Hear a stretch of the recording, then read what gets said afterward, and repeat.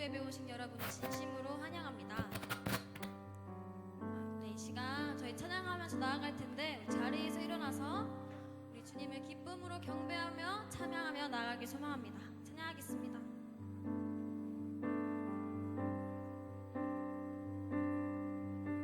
영원한 사귐에 날 초대하시네 주님의 누리며 사는 것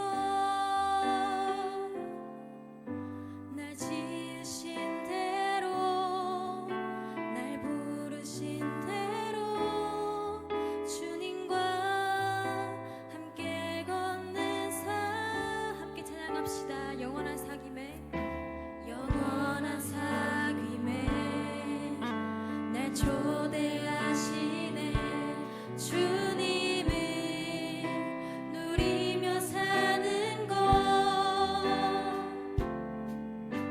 날 지으신 대로 날 부르신 대로 주님과 함께 걷는 삶 이것이 영원한 삶 이것이 영원한 삶 이것이 영원한 삶 참 하나님과 그 아들 아는 삶 이것이 영원한 삶 이것이 영원한 삶 내가 주 안에 주는 내 안에 늘 거하는 삶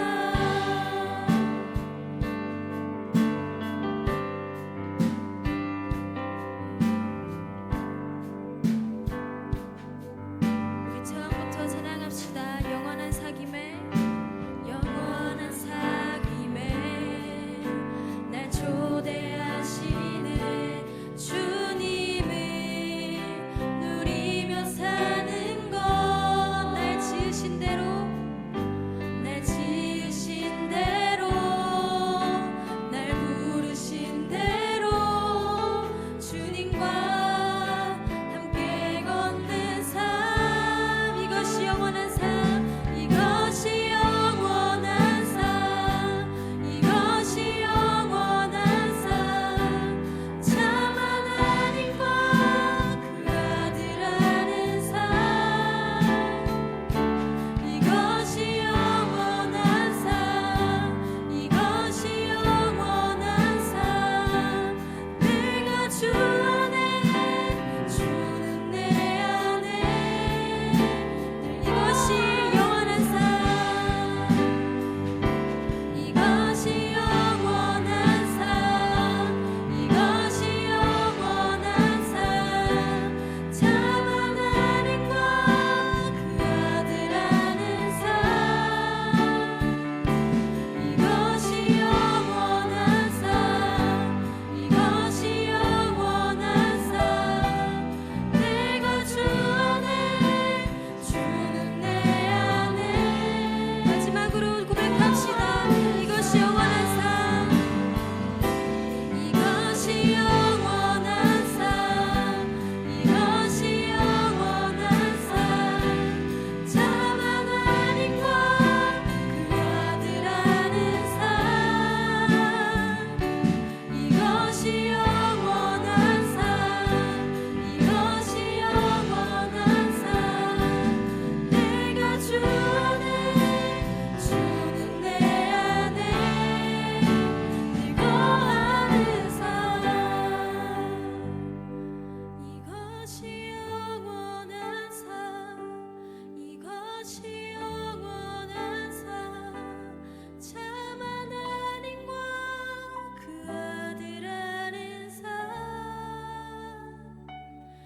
이것이 영원한 삶 이것이 영원한 삶 내가 주 안에 주는 내 안에 늘 거하는 삶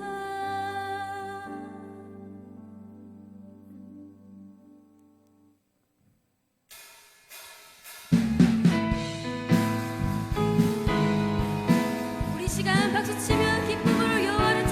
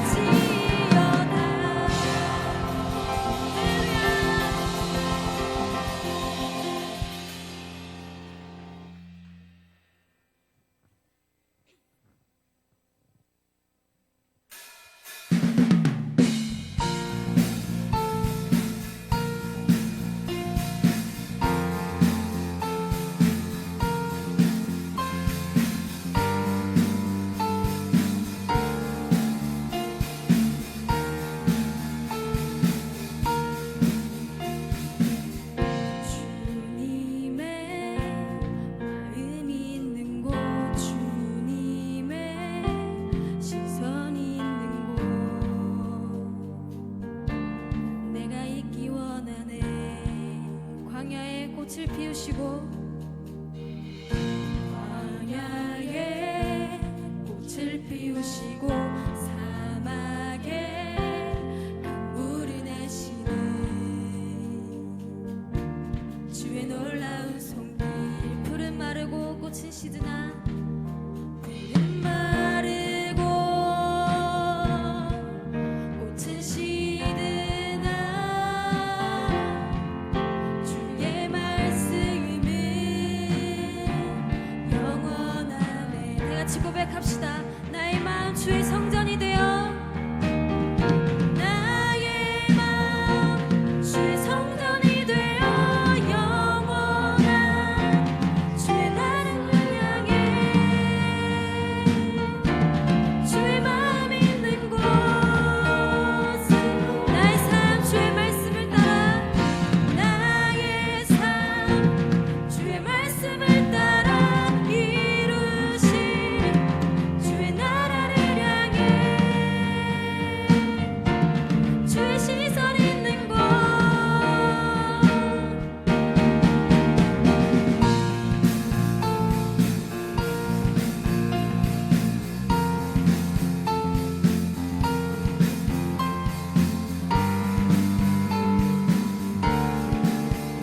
우리 처음부터 고백합시다. 주님의 마음 있는 곳 주님의 마음 있는 곳 주님의 시선 있는 곳 내가 있기 원하네. 풀은 마르고 푸른 마르고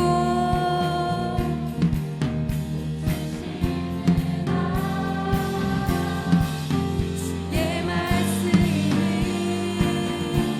영원. 전능하신 주 거룩하신 왕 전능하신 주 거룩하신 왕 주님의 말씀 이루시네.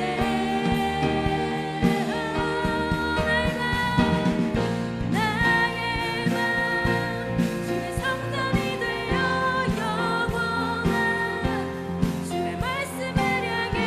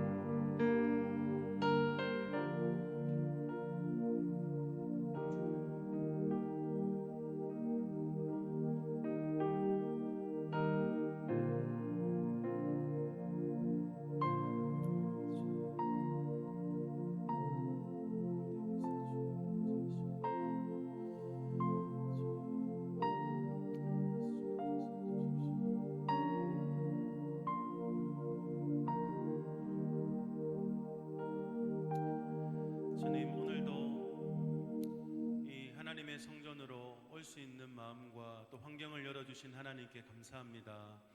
하나님, 이곳이 하나님이 계신 곳이고 이곳이 곧 천국인 줄로 믿습니다. 하나님, 정말 영원이라는 시간 안에서 우리가 처음부터 정말 이 세상의 마지막 끝 그 이후까지 우리를 인도하시고 또 사랑하여 주실 그 하나님 한 분만을 바라볼 수 있는 우리 모두가 되게 하여 주시옵소서. 일주일 동안 참 많이 지치고 힘들었을 우리 사랑하는 친구들, 오늘도 넓은 품으로 안아주시고 스스로 안에 있는 정죄감이나 이 어둠의 마음들, 하나님 주시는 마음이 아니오니 밝은 빛으로 비춰주셔서 다시 한 번 더 우리가 살아나고 회복되어질 수 있는 자유케 되는 놀라운 역사가 오늘 이 예배 가운데 일어나게 하여 주시옵소서. 그렇게 역사하실 것을 믿고 감사드립니다. 예수님의 이름으로 기도드립니다. 아멘.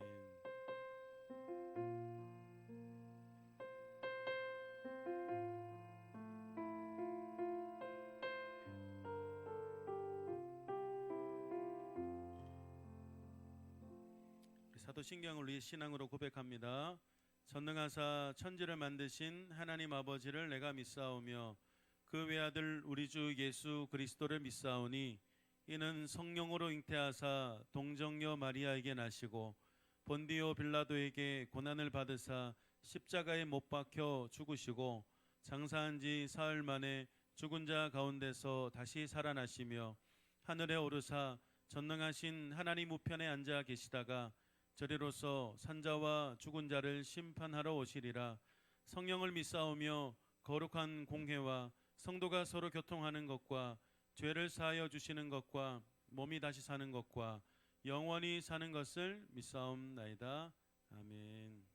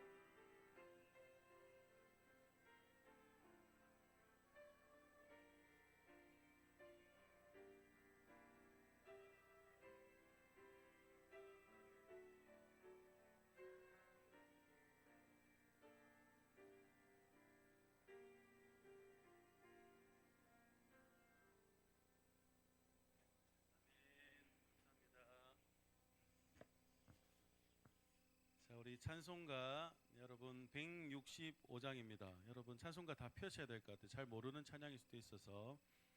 네, 부활 찬양이라서 여러분 자주 안 부르는 찬양이에요. 찬송가 165장.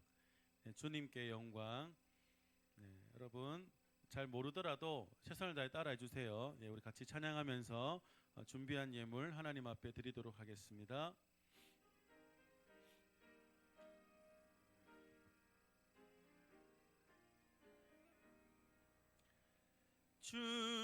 주님께 영광, 다시 사신 주, 사망 권세 모두 이기시었네. 흰 옷 입은 천사 돌을 옮겼고 누우셨던 있던 곳은 비어 있었네. 주님께 영광, 다시 사신 주, 사망 권세 모두 이기시었네. 부활의 주님, 부활의 주님 나타나시사 두려움과 의심 물리치셨네. 주의 교회 기뻐 찬송하여라. 다시 사신 주님 죽음 이겼네. 주님께 영광, 다시 사신 주, 사망 권세 모두 이기시. 우리 3절은 박수 치면서 찬양할까요? 생명의 임금, 영광의 주님, 주님 없는 삶은 헛될 뿐이라. 주의 사랑으로 세상 이기고 요단 건너 본향 가게 하소서. 주님께 영광, 다시 사신 주, 사망 권세 모두 이기시. 우리 3절 한 번 더 합시다. 생명의 임금, 명의 임금, 영광의 주님, 주님 없는 삶은, 주님 없는 삶은 헛될 뿐이라. 아멘. 주의 사랑으로 세상 이기고 요단 건너 본향 가게 하소서. 주님께 영광, 다시 사신 주, 사망 권세 모두 이기시었네. 아멘. 따라합시다. 우리 예수님은 죽음도 이기셨습니다. 그 승리가 우리의 것입니다. 여러분이 직접 이긴 건 아니지만 예수님이 이기셨고 그 믿음 안에서 우리도 최후의 승리자가 될 줄로 믿습니다. 자, 기도합시다. 하나님 감사합니다. 오늘도 우리가 이 땅의 왕이신, 이 땅을 통치하시는 하나님 앞에 나와 예배할 수 있음에 감사합니다. 하나님, 이 시간이 우리에게 귀한 시간이 되게 하시고 마음과 또 우리의 삶을 쏟을 수 있는 그런 귀한 예배가 되게 하여 주시옵소서. 복잡한 생각들, 특별히 공부 때문에 스트레스 받고 또 여러 가지 관계적으로 힘들어서 또 이외의 많은 일들로 인해서 마음이 힘들고 무너진 친구들이 있다면 하나님께서 은혜로 바로 잡아주시고 이 예배에 집중하여서 살아계신 하나님을 경험하고 또 만나는 예배가 되게 하여 주시옵소서. 이 시간 하나님 앞에 빈손으로 나오지 않고 준비한 예물을 올려드리오니 하나님 기쁘게 받아 주시옵소서. 박가현 11주엠을 드렸습니다. 홍샘이 학교 배드민턴 대회에서 좋은 결과가 나오게 해주셔서 감사드립니다. 박가현 중등부 친구들과 함께 예배 드릴 수 있음에 감사드립니다. 무명으로 감사한금 드렸고요. 무명으로 감사한금 드렸습니다. 무명으로 생일 감사한금. 하나님 항상 저의 아버지 건강을 지켜주셔서 감사합니다. 때때로는 제가 아버지를 싫어할 때도 있었지만 우리 가족을 위해 일을 하시는 아버지를 축복해 주세요. 하나님, 우리의 귀하신 주님, 우리의 작은 물질이지만 우리의 신앙과 또 믿음의 고백을 담아서 드립니다. 하나님 기쁘게 받아주시고 이 예물이 쓰이는 곳곳마다 하나님의 나라의 영광과 또 복음 전파에 또 교회 든든히 세워짐에 있어서 아름답게 쓰임 받는 예물이 되게 하여 주시옵소서. 특별히 생일 감사헌금으로 무명으로 드린 친구 이 기도 제목을 하나님 기억하여 주십시오. 항상 아버지의 건강을 지켜주셔서 감사하다라고 고백하는 이 자녀의 기도, 때때로는 아버지가 참 싫을 때도 있지만 가족을 위해 일을 하시는 아버지를 축복해 달라라는 이런 귀한 마음을 주신 하나님께 감사를 드리며 이 기도가 하나님 선한 결과로 열매 맺을 수 있도록 축복하여 주시옵소서. 이 시간 함께 우리가 말씀을 듣습니다. 하나님 내게 말씀하시는 것 잘 귀담아 들어서 이 말씀 따라 승리하는 우리들의 삶이 되기를 간절히 소망하오며 예수님의 이름으로 기도드립니다. 아멘. 자, 오늘 우리에게 주시는 하나님 말씀은 요한복음입니다. 요한복음 11장 25절, 26절 두 절의 말씀입니다. 여러분 시험 끝났어요? 신명 내일이지. 중3만 지나 혹시? 너 이제 끝났잖아 이제. 더 빡센 시험들이 많아요. 이제 다른 학교는 혹시 덜 끝난 학교 있어요? 아직 신명 말고 또 있어요? 이제 기말 준비해야 되죠? 시험 안 칠 거야 너희? 네, 여러분 시험이 중요합니다. 여러분 최선을 다하시고 하나님 주신 시간 안에서 최선을 다하는 거 우리가 잘 해야 되지만 잘 못해도 우리의 인생이 뭐 망하지 않습니다. 네, 그래서 여러분 최선을 다하되 스트레스 받지 말고 기도하면서 잘 하시고 지난주에 우리 선생님들 응원 받았어요. 뭐 모르는 선생님들 다 훔치셨나? 지난주 선생님들한테 박수 못 받았어요? 별로 감동이 없었나? 그래. 선생님도 아셨죠? 이게 글씨도 중요하지만 스티커가 붙어야 돼요. 스티커가. 네, 감사합니다. 오늘 주시는 말씀 함께 읽을게요. 25절, 26절 두 절이니까 우리 함께 한 목소리로 읽겠습니다. 준비됐습니까? 오케이, 시작. 예수께서 이르시되 나는 부활이요 생명이니 나를 믿는 자는 죽어도 살겠고 무릇 살아서 나를 믿는 자는 영원히 죽지 아니하리니 이것을 내가 믿느냐. 아멘. 오늘 목사님이 조금 어려운 얘기를 하겠지만 오늘 이 목사님이 나눌 설교 주제인 부활은 기독교 신앙에 있어서 굉장히 핵심 교리예요. 그래서 여러분들 이해가 되든 안 되든 여러분 믿음으로 잘 들으셔서 언젠가는 하나님이 꼭 깨닫게 하시는 순간이 있기 때문에 또 그 부활의 능력이 발휘하는 순간이 있기 때문에 여러분이 적극적으로 잘 들으셨으면 좋겠습니다. 혹시 여러분이 이 영화를 알려나 모르겠어요. PPT 띄워주시고 우생순 들어봤어요? 못 들어봤어요? 이게 2008년도에 개봉한 영화인데 우생순은 줄임말이에요. 어떤 뜻일까? 우리 생애 최고의 순간. 여러분 이때부터 줄임말이 있었고 이 좋은 말을 하여튼 우생순. 그래서 2004년도에 올림픽 4년마다 하는데 사실 비인기 종목이죠. 네, 핸드볼인데 여자 핸드볼은 비인기 종목이긴 하지만 항상 올림픽 나가면 메달을 따오는 효자 종목이긴 해요.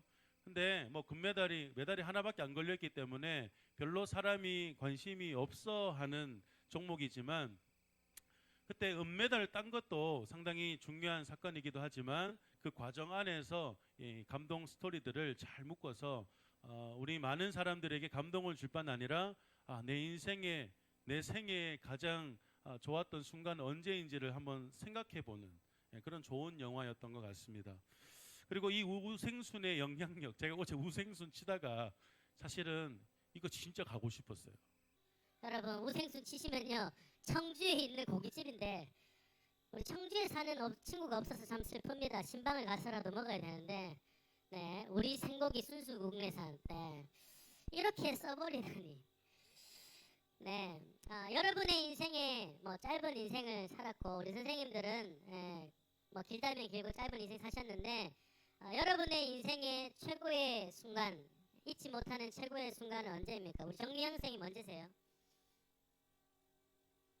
결혼인가요? 잊고 싶은 순간인가요? 언제죠? 혹시 선생님들 이재희 선생님 언제십니까? 아, 1반. 우리 선생님들 이 정도예요, 여러분. 예, 선생님들은 혹시 몇 반 애들 만난 거 제일 좋으세요? 네. 네. 혹시 학생들 중에서 우리 한준이 요즘 제일 앞에 앉아서 우리 한준이가 요즘 제자 훈련 너무 잘하고 있거든요. 여러분 박수 한번 해주세요, 여러분. 네. 한준아, 너의 생애 최고의 순간은 언제냐? 모르는 잘 모르겠으면 아는 정도만 얘기해봐.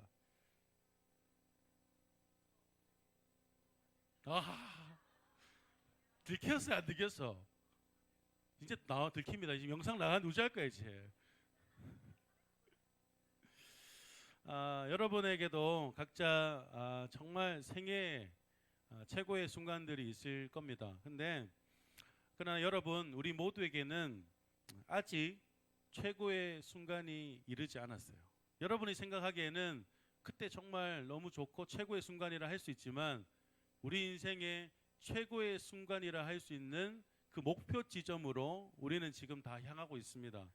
그래서 오늘 제가 여러분과 나눌 이 설교 주제인 부활은 이 땅의 그 어떤 순간보다 어떠한 사건보다도 비교할 수 없을 만큼 말 그대로 최고의 순간, 최고의 영광의 시간이거든요.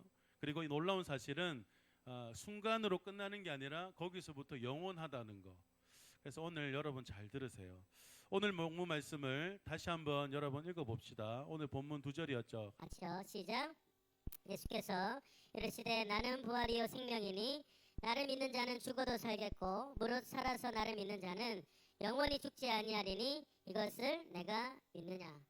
제일 많이 등장하는 단어가 뭡니까, 여러분? 믿음이에요. 믿음. 뭘 믿느냐 하는 거예요, 우리가.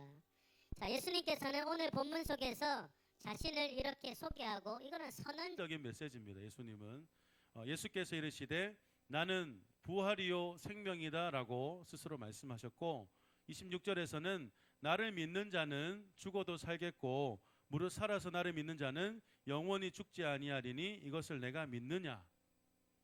예수님께서는 자기 자신뿐만 아니라 자기 자신만 부활이 아니라 자신을 믿는 자, 예수님을 믿는 모든 자들은 죽어도 산다라고 선언을 하고 계십니다. 즉 우리 인생이 죽음으로 끝나는 인생이 아니라 생명으로 다시 부활할 거라는 것을 오늘 말씀하고 계시는 거죠. 여러분, 우리가 잘 알고 있는 대로 이미 성경에서 많이 우리가 확인했던 대로 예수님은 우리의 죄를 대신해서 어디에서 죽으셨습니까? 네, 십자가에서 죽으셨죠. 그런데 약속하신 대로, 예언하신 대로 장사된 지 며칠 만에 부활하셨습니까? 네, 사흘, 3일 만에 다시 부활하셨어요. 그래서 사복음서에 마태복음, 마가복음, 누가복음, 요한복음에 이 부활 사건이 다 기록되어 있어요. 이 오병이어 하고 특수한 그 구절 빼고는 이 사복음서에 다 기록된 말씀이 없는데 이 사복음서에 다 기록되었다는 것은 굉장히 중요한 의미를 담고 있다는 거고, 여러분 고린도전서 15장 전체를 한번 보시면 이 부활을 굉장히 자세하게 설명하고 있으니까 이건 여러분 집에 가서 한번 읽어보시고요. 그리고 이 예수님의 부활을 목격했던 사람들이 있단 말이에요. 예수님이 살아나셨는데 그냥 쪽지만 서놓고 그냥 올라가신 게 아니라 그 부활을 목격한 사람, 부활하신 것을 보여줬단 말이죠. 그래서 그 목격한 사도들은 이 예수님의 부활을 증거하면서 많은 사람들에게 예수님이 살아계심을 믿으라고 그렇게 권면을 했습니다. 그 소식이 우리에게도 들려진 거고요.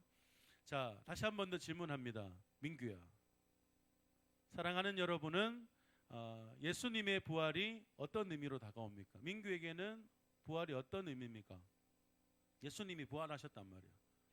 아, 그래요? 대부분 이렇지 않을까요? 목사님도 부활절 아니면 사실 부활을 많이 생각 안 해요, 사실은.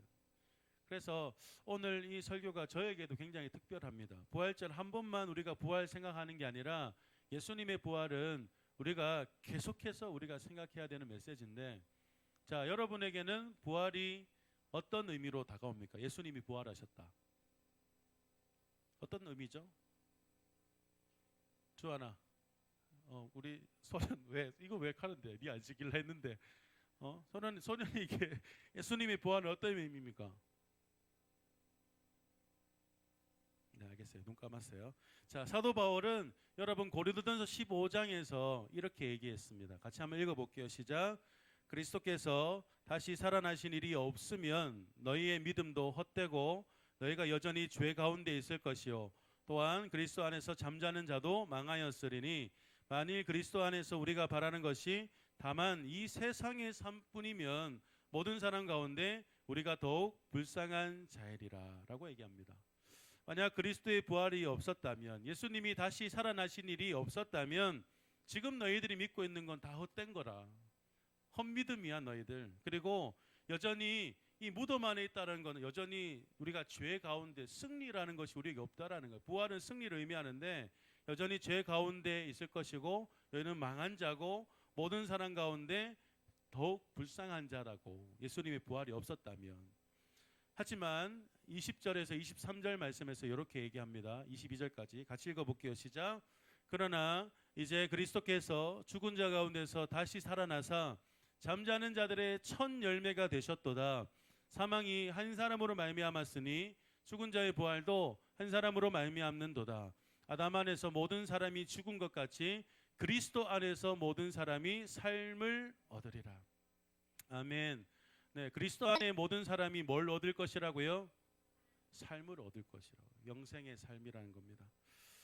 자, 여러분, 베드로도요 이에 대해서 이렇게 얘기해요. 베드로는 예수님의 부활도 맞지만 하나님에 대해서 찬송하는 이 이유를 설명하는데, 자, 베드로전서 1장 3절도 한번 읽어봅시다. 우리 자, 넘겨주시고 같이 읽어. 시작. 우리 주 예수 그리스도의 아버지 하나님을 찬송하리로다. 그의 많으신 긍휼대로 예수 그리스도를 죽은 자 가운데서 부활하게 하심으로 말미암아 우리를 거듭나게 하사 산 소망이 있게 하시며. 즉 예수 그리스도의 부활은요, 이 하나님의 선한 계획 안에서 이루어진 구원의 역사라는 거예요. 그냥 계획 없이 이루어진 게 아니라 하나님께서 예수를 보내야지, 그리고 십자가 이후에 부활을 할 거라는 것을 예수님의 철저한 계획 가운데 이루어진 그 구원의 역사라는 거예요. 그래서 예수 그리스도를 믿는 우리에게는, 따라합시다, 소망이 있습니다. 네, 이 하나만으로도 우리는 소망이 있다라고 얘기할 수 있어요. 그래서 여러분, 교회를 어떤 공동체라고 부르냐, 여러 가지로 답을 할 수 있겠지만 하이델베르크 요리 문답에 보면 제54 문답, 여러 가지 문답 중에 제54번 문답에는 교회가 어떤 공동체라고 얘기하냐면, 여러분, 거룩한 공예, 거룩하며 보편적인 교회에 대해서 당신은 무엇을 믿느냐라고 얘기했을 때 답을 이렇게 했습니다. 여러분 답 보여요? 자, 같이 읽읍시다. 시작. 세상의 시작부터 끝까지 하나님의 아들은 말씀과 성령으로 영원한 생명을 얻도록 모든 인류 가운데서 선택된 하나의 교제를 자기에게 모으시고 보호하시고 보존하십니다. 또한 하나님의 아들은 그 교회가 참된 믿음으로 하나가 되게 하십니다. 나는 이 교회에 살아있는 지체입니다. 그리고 나는 영원히 이 교회의 지체로 머물러 있을 것입니다. 아멘. 하나님이 교회를 세우신 이유는 결국 영원한 생명을 얻게 하기 위해서예요. 그래서 여러분들은 살아있는 지체라고 얘기합니다. 그리고 결국은 영원히 이 교회의 지체라는 거예요. 이 땅에서 있는 교회뿐만 아니라 천상에서 있는 교회도 여러분은 하나님 믿는 성도라는 것입니다.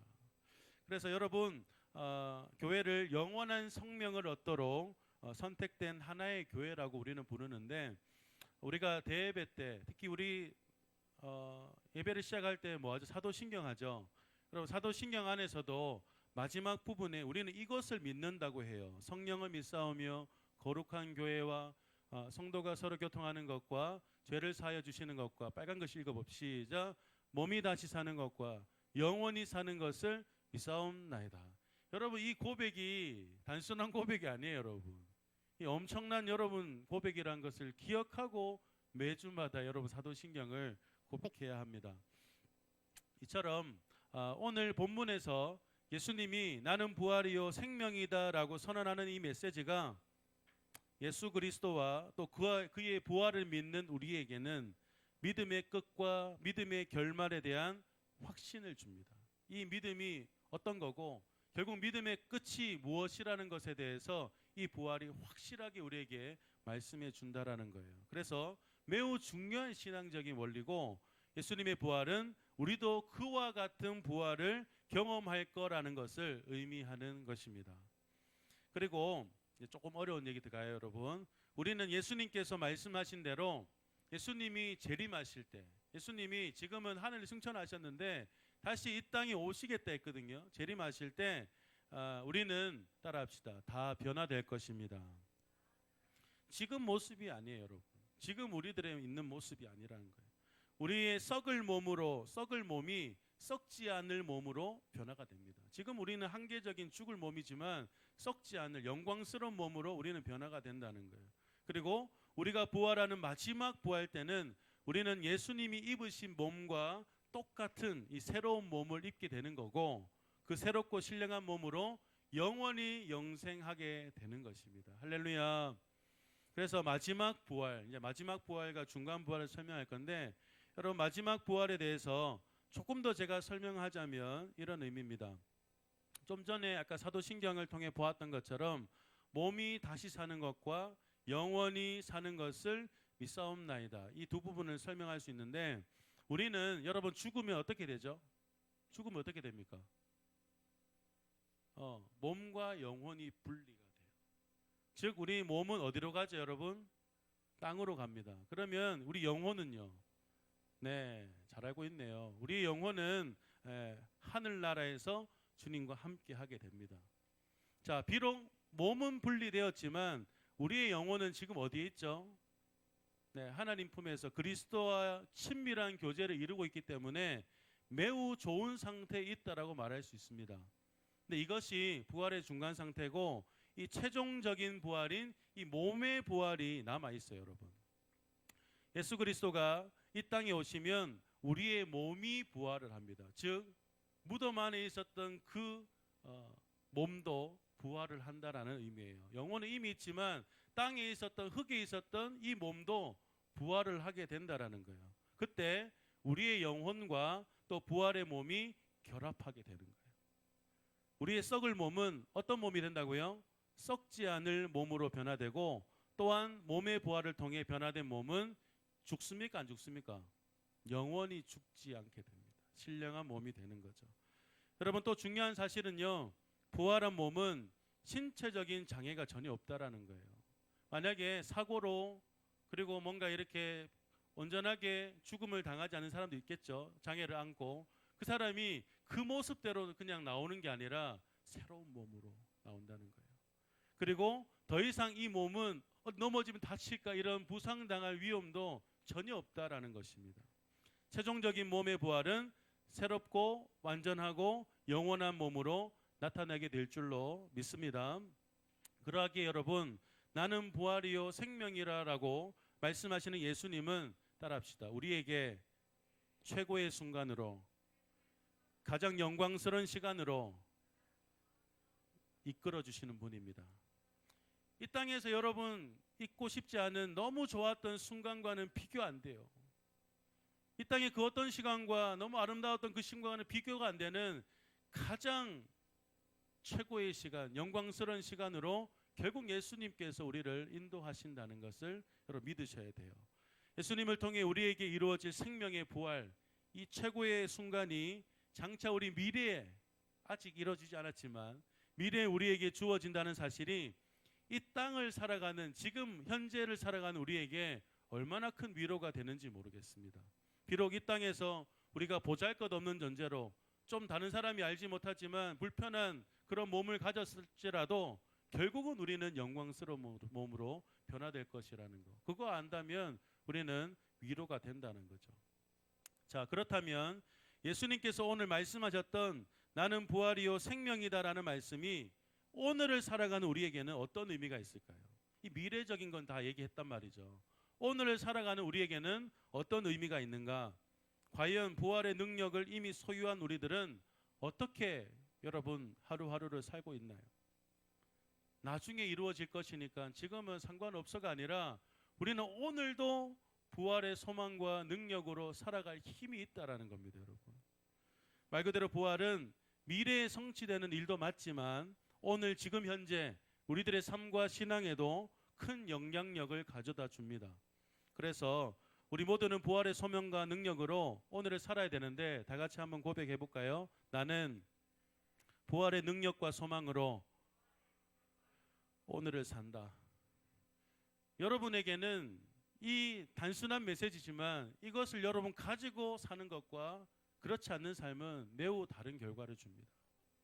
부활의 능력과 소망이 나중에 이루어질 지금은 아무런 영향이 없는 일이 아니라 오늘의 삶에서도 분명히 우리에게 능력을 나타내 주기 때문이죠. 여러분 오늘 본문에서 예수님께서 말씀하신 나는 부활이요 또 생명이라는 이 메시지가 오늘을 살아가는 우리에게 이런 의미로 다가와야 된다는 거고 결국 하늘의 소망으로 이 땅의 그 어떤 큰 슬픔도 이겨낼 수 있는 능력이 있습니다. 이 힘은 부활의 능력을 확신하는 자만이 가질 수 있는 힘. 분명한 사실이지만 이걸 전혀 내가 믿지 않는다면 이 힘을 가지고 살 수 없죠. 이것을 믿는다면 우리는 부활의 힘과 그 능력을 가지고 이 땅의 그 어떤 슬픔도 물리칠 수 있는 그런 오늘의 하루를 사는 거예요. 자, 데살로니가전서 4장 13절 14절. 자, 다 깨어 있죠, 여러분? 자, 같이 읽읍시다. 시작. 형제들아, 자는 자들에 관하여는 너희가 알지 못함을 우리가 원하지 아니하노니 이는 소망 없는 다른 이와 같이 슬퍼하지 않게 하려 함이라. 우리가 예수께서 죽으셨다가 다시 살아나심을 믿을진데 이와 같이 예수 안에서 자는 자들도 하나님이 그와 함께 데리고 오시리라. 이는 소망 없는 다른 이와 같이 슬퍼하지 않게 하려 함이라고 얘기했어요. 바울은 소망이 없는 다른 이와 같이 우리가 슬퍼하지 않아야 한다라고 말합니다. 이 말은 잘 이해하세요. 이중부정이에요. 이중부정이기 때문에 실제로는 슬퍼하지 마 이런 의미가 아니라 우리에게는 긍정적인 메시지를 가지고 있습니다. 슬퍼는 하되 소망을 품고 슬퍼하라는 거예요. 그냥 슬퍼하는 게 아니라 소망을 가지고 슬퍼하라는 거예요. 이 특권이 우리에게 있다라는 겁니다. 이 말씀이 여러분 어디 적용될까요? 이 말씀이 어디 적용될까? 종명아, 진아. 네, 여러분 인간이 가장 슬픈 순간이 언제일까요? 사랑하는 사람이 이 땅을 떠났을 때 아닐까요? 죽음 아닐까요? 네, 내가 죽는 것도 두렵지만 내가 사랑하는 사람이 죽었을 때 해피한 사람은 없습니다. 사실 슬퍼요. 우리가 믿음 안에서 소망이 있다고 얘기하지만 그 슬픔이 없을 수 없습니다. 슬픔을 꽉꽉 눌러라. 야, 믿음이 있는데 왜 슬퍼하니? 이게 아니라 슬퍼하라는 거예요. 오늘 말씀은 죽음을 맞이했을 때, 사랑하는 사람이 죽음을 맞이했을 때 이 말씀이 적용되는데요. 분명 여러분 요한계시록 말씀에는 주 안에서 죽는 자들은 복이 있다라고 얘기했고요. 그들이 이 땅에서 수고가 모두 그치고 이제 안식의 순간으로 간 것이기 때문에 감사한 일이지만 슬픈 어떻게 사랑하는 사람이 죽었는데 슬퍼하지 않을 수 있겠습니까? 바울은 결코 우리에게 슬퍼하지 말라라고 말하지 않습니다. 사랑하는 사람을 잃으면 마땅히 슬퍼하되 따라합시다. 다만 방식이 달라야 합니다. 바울의 말은 슬퍼하지 말고 소망을 품으라라는 말도 아니에요.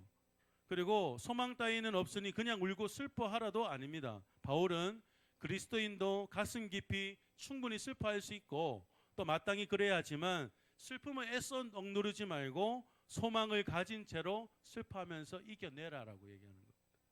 자, 오늘 본문과 연관이 있는 한 가정의 가슴 아픈 이야기가 본문 앞에 기록되어 있어요. 여러분 나사로의 죽음 알죠? 나사로의 죽음 앞에 그의 가족이었던 이 마르다와 마리아, 그가 예수님을 맞이하게 됩니다. 자, 나사로의 무덤 앞에서 예수님은 어떤 반응을 보였을까요? 야, 슬퍼하지 마, 다시 살 건데, 이렇게 하지 않았단 말이에요. 예수님은 이렇게 하셨어요. 말씀 넘겨주세요. 넘겨주시고 요한복음 11장 35절 자 올려주시고 이렇게 나옵니다. 예수께서 뭘 흘리시더라고요? 예수님은 아셨어요. 이 나사로가 곧 부활할 거란 거 안단 말이에요. 부활할 건데 최종적인 결말은 부활인데 왜 슬퍼하시냐는 거죠. 예수님도 이 친구 나사로의 죽음 앞에서는 슬퍼하셨습니다. 두 자매 앞에서 내 오라비가 다시 살아나리라고 말씀하셨던 예수님이, 하나님의 아들이신 예수님께서는 죽은 나사로가 이제 곧 살아날 것을 아셨음에도 불구하고 그 무덤 앞에서 눈물을 뚝뚝 흘리셨어요. 여러분, 죽음 앞에서 슬퍼하는 것은 분명히 옳은 행동입니다. 그러나 우리는 마땅히 슬퍼하되 슬픔 뒤에는 소망이 뒤따라야 할 줄로 믿습니다. 그냥 슬픔으로 끝나는 게 아니라 곧 소망으로 뒤따라 이어가야 된다는 거. 여러분, 이 두 가지 메시지를 꼭 기억하세요. 십자가와 부활 사건. 자, 따라합시다. 예수님이 십자가에서 죽으신 덕분에 우리는 죄와 사망에서 해방되었습니다. 예수님이 부활하신 덕분에 우리는 그분의 부활에 동참할 수 있게 되었습니다. 자, 로마서 6장 말씀이에요. 로마서 6장 말씀. 자, 같이 한번 읽어봅시다. 시작. 만일 우리가 그의 죽으심과 같은 모양으로 연합한 자가 되었으면 또한 그의 부활과 같은 모양으로 연합한 자도 되리라. 우리가 알거니와 우리의 옛사람이 예수와 함께 십자가에 못 박힌 것은 죄의 몸이 죽어 다시는 우리가 죄에게 종노릇하지 아니하려 함이니 이는 죽은 자가 죄에서 벗어나 의롭다 하심을 얻었음이라. 만일 우리가 그리스도와 함께 죽었으면 또한 그와 함께 살 줄을 믿노니 이는 그리스도께서 죽은 자 가운데서 살아나셨음에 다시 죽지 아니하시고 사망이 다시 그를 주장하지 못할 줄을 알미로다. 아멘.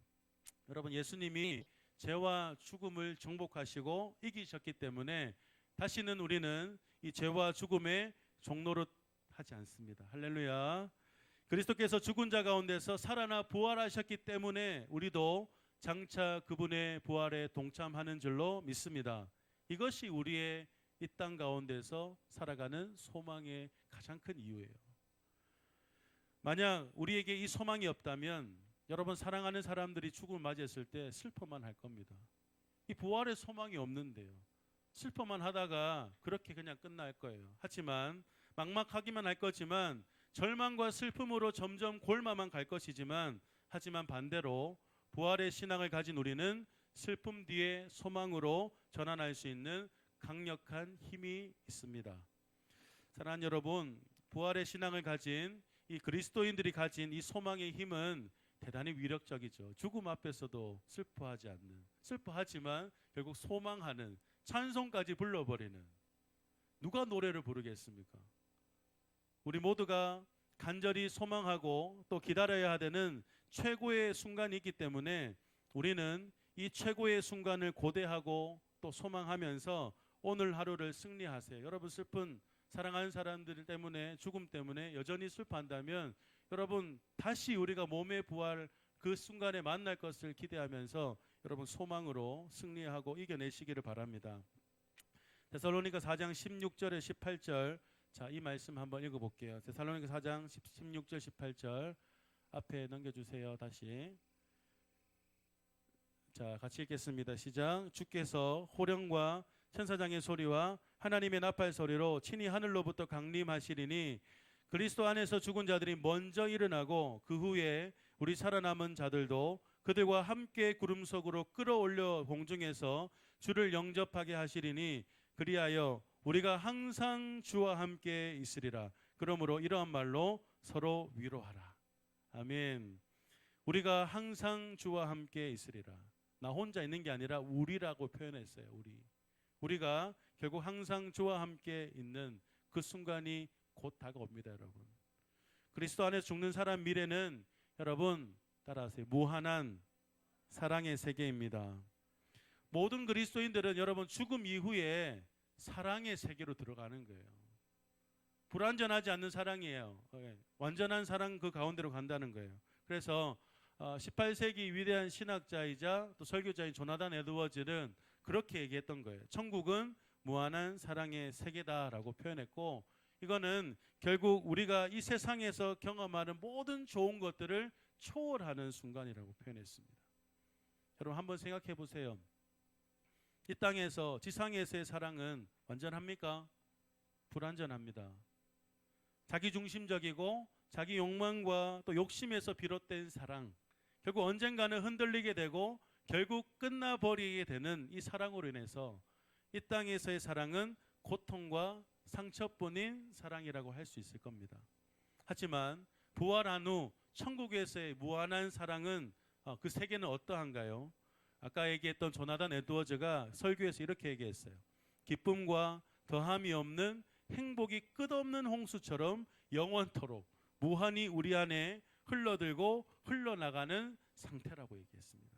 사랑하는 여러분, 우리에게 이러한 미래가 있다면 오늘 하루 우리가 침울하게 살 필요가 있겠습니까? 근심과 불안과 걱정거리를 우리가 오늘 살 필요가 전혀 없다라는 거죠. 자, 말씀 마무리할게요. 찬양팀 나오시고, 여러분, 생명의 부활을 소유하신 여러분, 부활의 능력으로 생명력이 있는 오늘을 살아갈 수 있기를 예수님의 이름으로 축복합니다. 여러분, 이 땅에서의 하루하루가 그러면 최고의 순간이고 오늘 하루가 최고의 하루가 되는 거예요. 여러분들은 오늘 하루를 어떻게 지내고 있습니까? 시험 때문에 아이고 지쳐라, 관계 때문에 머리가 복잡해. 생명의 부활이 나는 최고의 순간을 맞이할 수 있는 그리스도임에도 불구하고 지금 현재 우리의 삶에는 부활, 생명과는 전혀 상반된 마치 무덤 안에 있는 송장과도 같은 삶을 여러분 살고 계시지 않습니까? 여전히 여러분의 삶은 무덤 안에 있지는 않습니까? 분명 우리에게는 슬픈 일이 있을 수 있고요. 또 그 일 때문에 슬퍼하고 여러분 좌절할 수 있습니다. 하지만 여러분 그 슬픔에서 벗어나십시오. 소망의 단계로 옮겨가라는 거예요.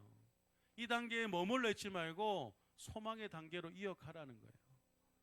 예수님의 부활을 믿는 사람에게는 이미 그분의 생명이 우리 안에 주어졌습니다. 그 하나님의 생명이 나중에 우리한테 입되는 게 아니라 예수를 믿은 그 순간부터, 우리가 예수를 고백하는 그 순간부터 그 하나님의 생명이 우리 안에 시작되었다라는 것입니다. 이러한 생명력을 소유한 자들은 결코 멸망하지 않을 거고요. 이 땅에서도 슬픔 가운데 머무르지 않을 것입니다. 왜냐하면 우리는 지금 생명의 주이신 하나님과 계속해서 교제하고 있는 상태예요. 나중에 만날 뿐이 아니라 지금도 우리는 생명의 주이신 하나님과 교제 중이에요. 예. 여러분 카톡 상태 메시지 바꾸세요.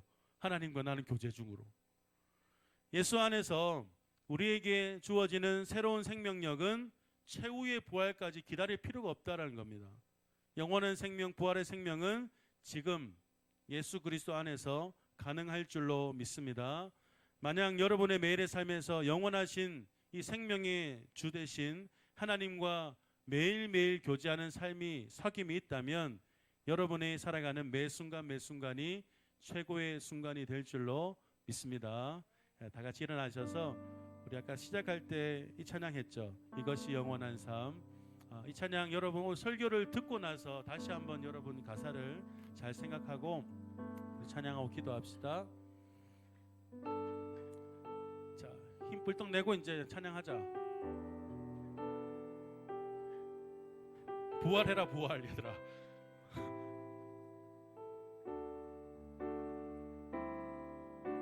영원한 사귐에 날 초대하시네.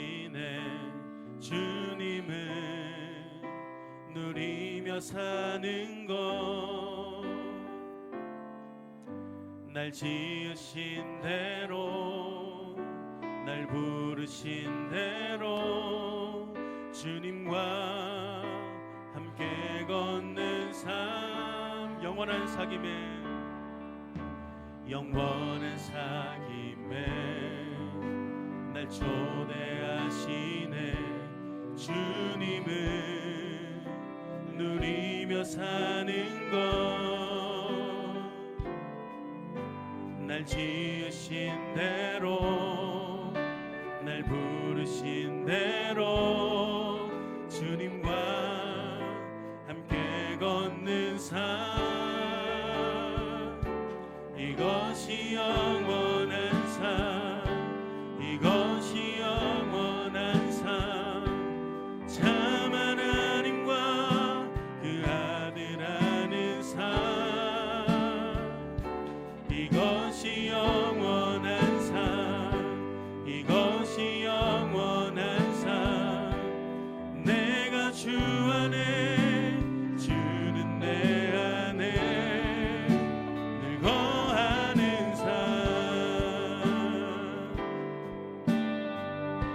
영원한 사귐에 영원한 사귐 날 초대하시는 주님을 누리며 사는 것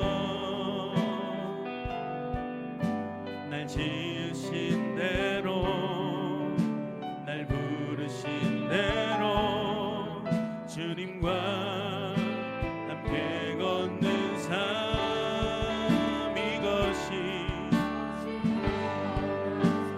이것이 참 하나님과 그 아들 아는 삶 이것이 영원한 삶 영원한 삶 내가 주 안에 주는 내 안에 거하는 삶 이것이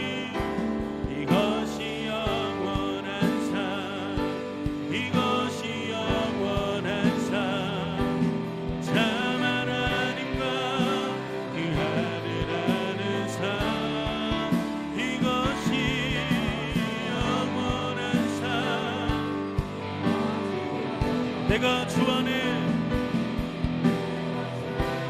주가 내 안에 거하는 삶 이것이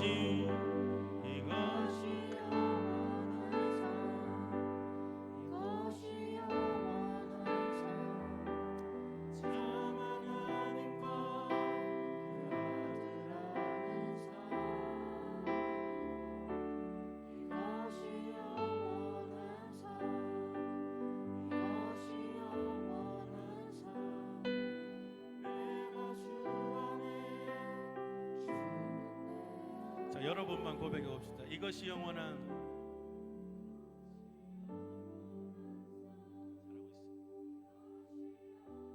참 하나님과 그 아들 아는 삶 이것이 영원한 삶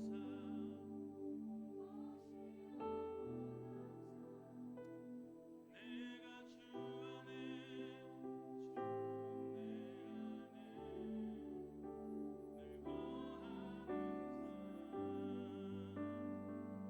여러분 이 시간 기도합시다. 여러분 초대 받았어요. 아무나 선택받고 초대받는 거 아닙니다, 여러분. 이 부활의 영광, 이 최고의 순간은 하나님이 선택한 사람만 갈 수 있는 곳입니다. 믿음 있는 자만이 갈 수 있는 곳이 그 영원한 세계라는 거예요. 여러분 나의 인생을 귀하게 여기십시오. 내 인생 이 땅의 모습으로 보면 보잘것없는 정말 볼품없는 인생이라 할지라도 나는 하나님이 하나밖에 없는 아들을 내어 보내셔서 죄와 사망을 이기게 하셨고 그리고 영원한 부활 생명의 부활 그곳으로 우리를 인도하신 줄로 믿습니다. 여러분 이 시간 기도하실 때 특별히 하나님 저의 몸을 더 아름답게 가꾸고 사랑하겠습니다. 청소년들이 많이 자해하죠. 하나님 주신 귀한 몸을 여러분 아름답게 가꾸는 거 아름답게 지키는 거 여러분 우리가 해야 될 몫이에요. 좌절하지 마시고 절망하지 마시고 우리를 생명의 부활로 이끌어 가시는 그 하나님 안에서 여러분 소망을 품으시고 여러분 스스로를 귀하게 여기십시오. 이 시간 한번 기도하실 때 하나님 나를 이 영원한 세계로 초대하여 주심에 감사를 드립니다. 하나님 아무나 갈 수 없는 그 생명의 부활의 세계로 그 영원한 무한한 사랑의 세계로 나를 인도하신 하나님 감사합니다. 다시 한 번 더 여러분 우리의 마음을 담아서 하나님 앞에 감사하며 기도합시다. 주여 몸으로 기도합니다. 주여 위에 불 좀 꺼주세요. 불 끄세요. 불 끄세요.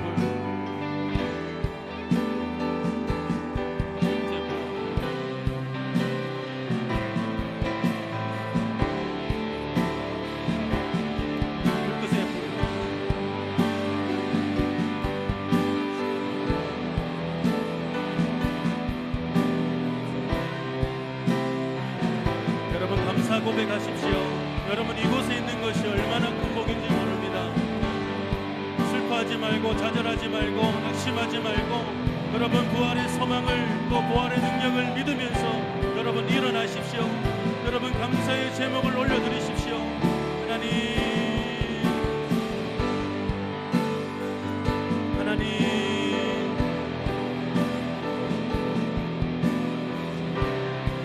하나님 내가 참 귀한 인생입니다.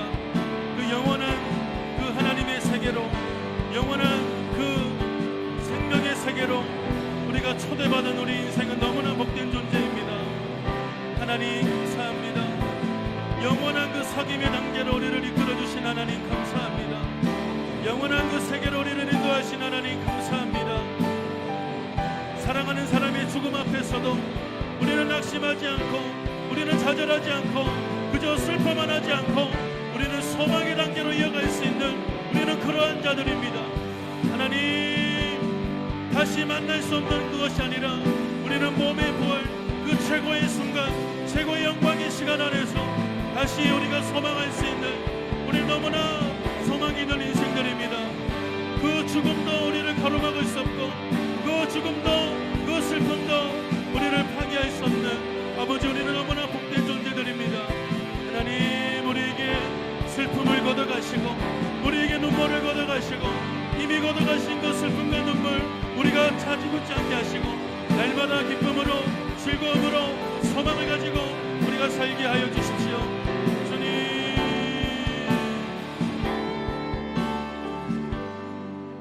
여러분 한 번 더 기도할까요? 영원한 삶이 지금부터 할 수 있는데 지금부터 우리는 부활의 소망과 능력을 힘입어 살 수 있는데 우리는 마치 죽은 사람처럼 좌절하고 슬픔과 절망 속에 그렇게 머물러 있는 그런 어리석은 모습을 보일 때가 많은데요. 여러분 참 하나님과 그 아들 예수 그리스도를 아는 것이 우리에게 가장 큰 복이고요. 여러분 그것이 우리의 삶에 들어올 때 그것이 우리 삶의 중심이 될 때 절대 우리는 눈물 흘리지 않습니다. 절대 우리는 좌절하지 않고 우리는 소망으로 일어설 줄로 믿습니다.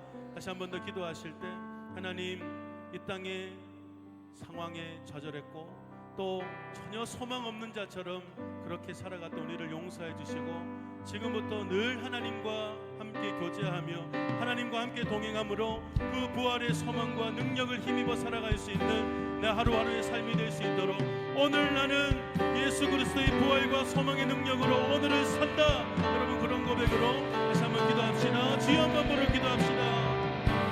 주여 하나님 미래가 아닙니다. 하나님 부활이 우리에게 미래에 주어질 일이 아니라 그것도 맞지만 오늘 현재 우리는 부활의 능력과 소망으로 충분히 살 수 있는 인생입니다. 시험 성경 아버지 세상에 주는 그런 어떠함 때문에 우리가 좌절하지 않게 하시고 구름 속에 좌절하지 않게 하시고 우리가 깨어나게 해주십시오. 벗어던지고 일어나게 해주십시오. 우리가 자유하게 해주십시오. 우리가 벗어던질 수 있는 용기를 주십시오. 하나님 이미 우리에게 그 부활의 소망과 능력이 있음에도 불구하고 여전히 소망 없는 자처럼 여전히 부활과 상관 없는 자처럼 그렇게 살았던 우리를 용서해 주시옵소서. 하나님 하루하루의 우리의 삶의 분명은 하나님 목적이 있게 하시고 하나님과 그 아들을 아는 삶이 우리의 삶의 잘 정착되게 해주십시오. 항상 하나님과 교제하고 하나님과 동행하면서 생명 넘치는 그런 삶들이 우리 안에 일어나게 하여 주시옵소서. 하나님 우리에게 이 비밀을 알려주신 하나님께 감사를 드립니다. 하나님의 생명이 그리스도의 생명이 지금 우리와 함께함을 믿으면서 그 생명력으로 오늘 하루를 승리하며 살아갈 수 있는 우리 모두가 되게 하여 주시옵소서. 영생은 곧 유일하신 참 하나님과 그가 보내신 자 예수 그리스도를 아는 것이라 말씀하셨습니다. 그리고 그러므로 너희가 그리스도와 함께 다시 살리심을 받았으면 위의 것을 찾으라. 거기는 그리스도께서 하나님 우편에 앉아 계시니 위의 것을 생각하고 땅의 것을 생각하지 말라. 이는 너희가 죽었고 너희 생명이 그리스도와 함께 하나님 안에 감추어졌음이라. 우리 생명이신 그리스도께서 나타나실 그때 너희도 그와 함께 영광 중에 나타나리라 말씀하신 주님, 지금도 하나님 우편에서 우리 인생을 도우시는 하나님, 그 부활의 생명력, 그 부활의 능력이 오늘 하루를 살아가는 우리 모두에게 강력하게 임하게 하여 주시옵소서. 그 믿음 가지고 저주와 좌절과 죄와 죽음뿐인 이 세상에서 넉넉히 믿음으로 승리하는 우리 모두가 되기를 간절히 소망하오며 예수님의 이름으로 기도드립니다. 우리의 영원한 소망이신 예수 그리스도의 크신 은혜와 하나님 아버지의 놀라우신 사랑과 성령의 위로 교통 충만하심의 역사가 부활의 이 신앙 메시지를 가지고 이 세상 가운데서도 능력 있게 소망 있게 승리하는 삶을 살기로 다짐하는 우리 모든 이들의 삶 가운데 항상 함께 하시기를 간절히 축원하옵나이다. 아멘.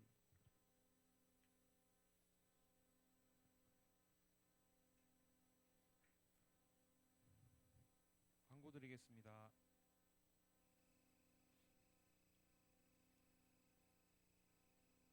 네, 오늘 처음으로 중등고 오신 친구들이 있다면 예배 마치시고 새가족부와 함께 모임을 하고 가시기 바랍니다.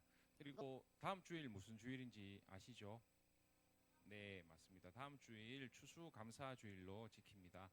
추수감사주일날 저희가 두 가지를 할 거예요. 그래서 여러분들이 좀 준비를 다음 주일날 오시기 전에 해 오셔야 합니다. 주보를 같이 좀 봐주세요. 뒷면에, 광고면에. 첫 번째 오곡백과를 이제 바구니를 만들 거예요. 그래서 오곡백과 말이 좀 어려운데 과일이나 채소 같은 거 여러분들이 집에서 추수감사절 그런 거 해보셨죠? 하나씩 가져오셔서 뭐 많이 가져오셔도 되는데 하나씩만 가져오셔도 돼요. 하나씩만 가져오셔서 학년별로 모을 겁니다. 네. 그래서 한 학년에 바구니를 2개씩 만들 겁니다.